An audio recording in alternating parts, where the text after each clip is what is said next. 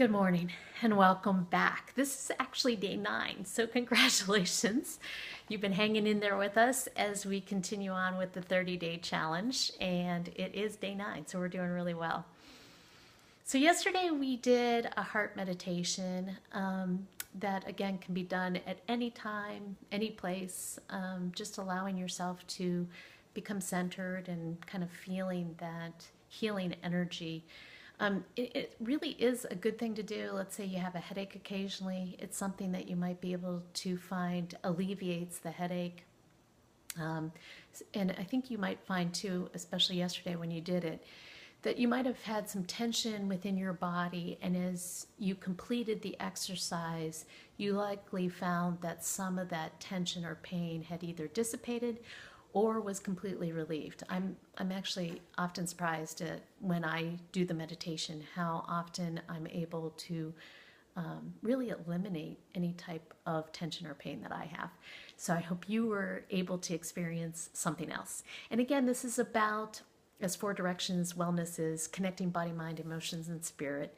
So when you find some of these techniques that allow you to connect inward and get to your restive, restorative state that we have within ourselves, we can find that it does have physical implications to us and can be extremely beneficial. So, hope that was helpful. Today, we are going to talk about sabbaticals, and we probably often hear of them, such as a work sabbatical.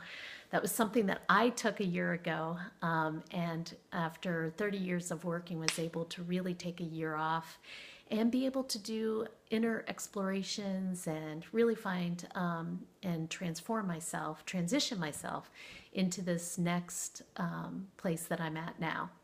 And it was amazing. Now, I have to say I had the luxury of taking a year off. Many people don't. So what I'd like to do is talk to you today about how you can allow for some sabbaticals. And when I think of a sabbatical, it is really, in my opinion, about taking a break from the norm. And the norm can be maybe work. It can also be things such as electronics. It might even be taking a sabbatical from listening to the news for a day.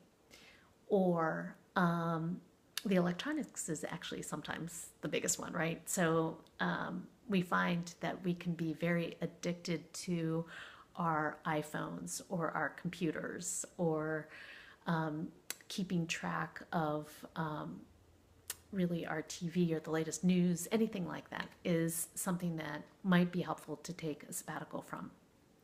But the great thing is, this is all about your intentions and your inner journey. So you can define it any way that you like. So the first thing to consider is, what would you like to take a sabbatical from? Another thing that sometimes people take sabbaticals from is speaking.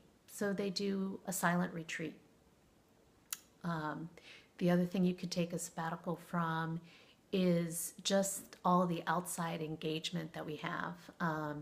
And maybe just do a retreat where you take a day to be with yourself and to journal, or to be creative, or to do a vision board. And it's about taking a sabbatical from all the external things going on in our world. Again, it's completely up to you to decide. But the first thing is, what would you like to take a sabbatical from? The second thing is, for how long? So is it that you would like to do a sabbatical and take a full day to do that, or a weekend? You might wish to do a sabbatical for a week or a month. I don't know. Completely, again, up to you as to what that would be and the time frame.